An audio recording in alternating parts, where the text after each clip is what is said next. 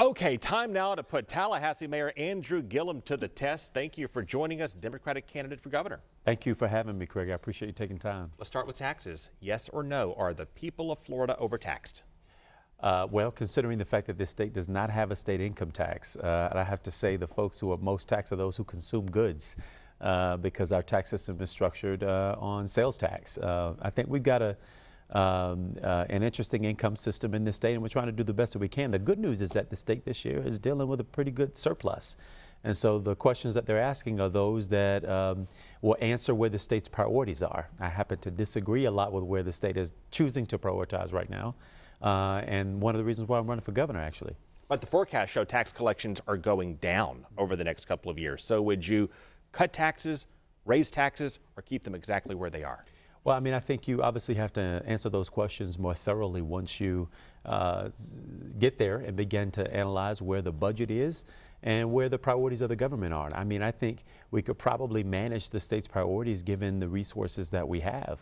Much of them, for me, being around public education and making sure that we adequately fund that system such that we provide an opportunity to learn for every child that calls Florida home. You're personally dealing with an email controversy. So your office in Tallahassee, your government office, sent out some emails that were political in nature. What went wrong? How did that happen? Well, I'll tell you, my office shared with the public that I was the only speaker from the state of Florida to speak at the Democratic convention. We shared that Joe Biden was going to be in my city, and we encouraged people to go and see him. And unfortunately, the Republicans have found a little bit of fodder in that. I decided to reimburse the entire system. Therefore, there are no victims to the process. But I get the fact that the Republicans are going to make as much hay over this as they can. It's Was it a mistake? Was it a mistake? Absolutely, which we recognize. Yeah, but what you see happening now is that the Republican Party has decided, and the Republican Governors Association has decided that I am a threat enough to them that they want to make it more of an issue. But if they think for a moment that that's going to stop me from talking about the issues that Floridians want to hear, they're sadly mistaken. What I want to talk about is the fact that this state seems to no longer tend to the needs of the folks who need this state to show up for them. Largely our kids are most vulnerable. And the fact that we keep shrinking from the challenges that we all know in this state we've got to address, to include sea level rise, our environmental protection, which has algae blooms that are guacamole content flowing out of the east and west side of this state, impacting tourism to the state of Florida. I think those are the things that Floridians want to talk about, and that's what I intend to discuss in my run for governor of the state. You said you made a mistake. Was it technically a violation of law to send out a fundraising email? Of course not.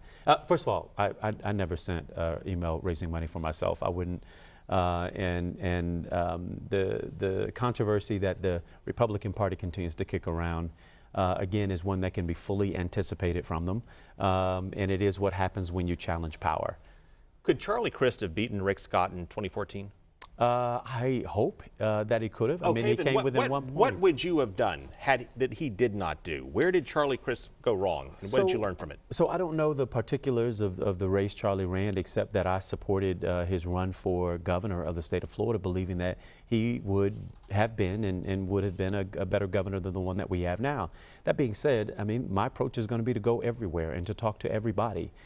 We've got 67 counties that constitute this state and over 400 cities. And is there anything that you can learn from Chris Loss in 2014? And what is it? I think you've got to go to the northern panhandle of this state where I'm mayor, in Tallahassee, right there where you got working class white voters who aren't aware that they've got a lot in common with urban areas like Tampa, where folks who have been not well served by this state's economy, have been failed by the public education system in this state, and who want jobs and jobs with dignity, have a lot more in common with people in our part of the state than we care to recognize. And if we can get on the same page around how it is that we make a better Florida and one that works for everybody, it will move the entire state forward. And so it takes the Democratic nominee for governor going there, meeting with people, even going to places that may feel uncomfortable, to share with those folks what it is our vision is to move this state forward, and also be willing to listen to what other folks have to say about their experiences.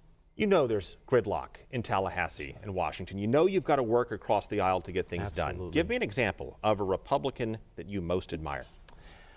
You know, I mean, obviously, a lot of us acknowledge the great work around bipartisanship and collaboration that I think during the time that we had President Bush in Washington, I know when you reflect on these things, it's difficult to say those were glory days, but compared to what we have right now, where people are not working well together at all, the bipartisanship we've seen, particularly in post-presidencies.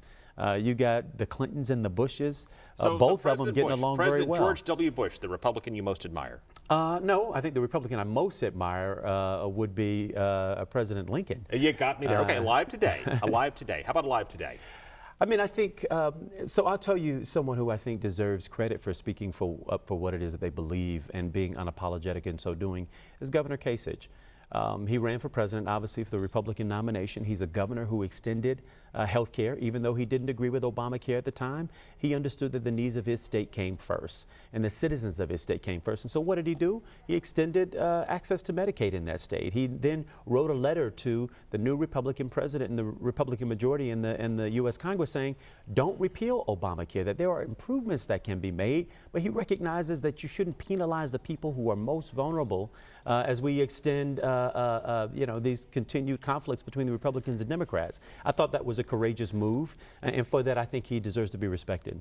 On a scale of 1 to 10, with 10 being your highest priority, how much time and effort will you put into trying to bring high-speed rail back from Orlando to Tampa Bay? Well, I mean, I believe it is a necessary thing for a state that is the third largest in all of America, a state that is growing by way of population, about nearly 20 million residents that we have to serve. And the truth is that we're not going to build enough roads to accommodate the number of cars that every individual drives in this state. And so if we're going to be truly a 21st century state, we've got to build high-speed rail that moves people from the population centers of Central Florida to the population centers of South Florida, and eventually up to North Florida and across the northern panhandle into the other connecting states. I think it's important. I think it speaks about Florida's future. And by the way, the jobs that are created by way of building 21st century transportation infrastructure are good jobs, construction jobs, architects, engineers. Even the food vendor goes to work when you start to invest in public infrastructure.